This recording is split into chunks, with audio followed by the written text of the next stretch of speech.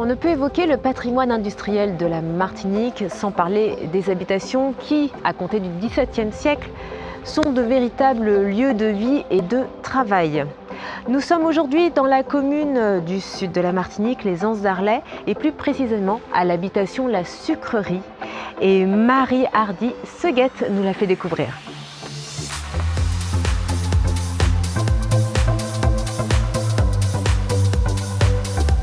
Madame Hardy Seguette, bonjour. Bonjour Christine, bienvenue. Merci. Alors, de quand date l'habitation ?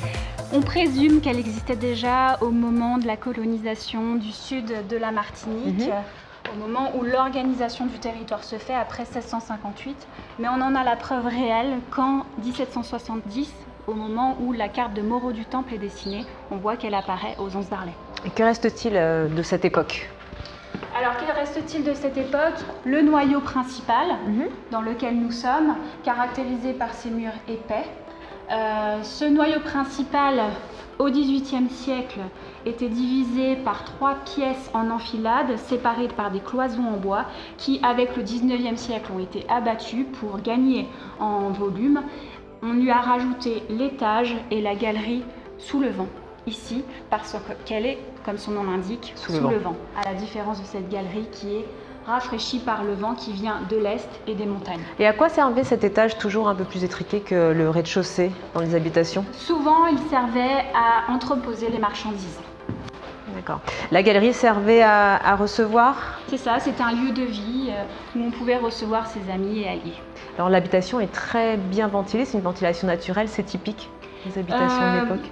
À l'époque, on cherchait à implanter la maison en fonction de l'orientation du vent, en fonction de la topographie. Ici, on voit bien que la maison est implantée au sommet d'un morne et c'est pas pour rien.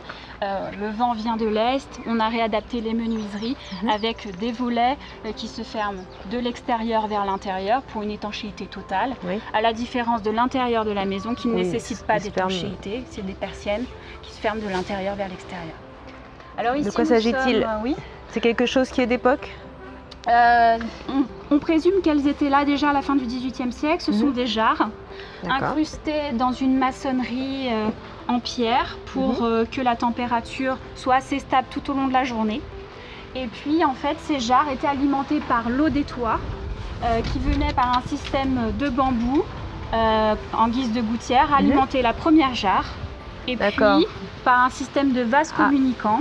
Alimenter les autres. Au fur et à mesure, dès que l'une était remplie. Ça a été bien pensé.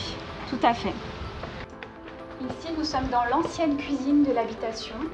Au moment de la restauration de l'habitation dans les années 2000, la cuisine a été réintroduite dans le corps principal de la maison. Et ce n'était pas le cas avant, elle était à l'extérieur. Et pourquoi ?